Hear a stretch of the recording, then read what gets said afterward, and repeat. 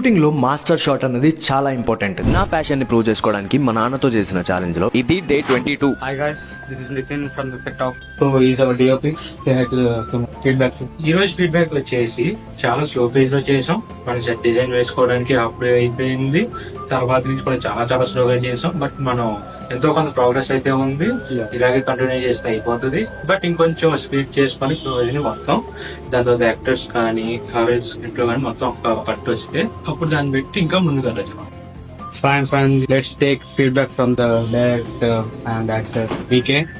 Hello, set కి 8 o'clock వచ్చినాం. Set వేసుకోవడానికి 2 అయిపోయింది. బట్ యా ఈ రోజు వరకు అయితే We learned a lot. చేసినాం. But we learned a lot.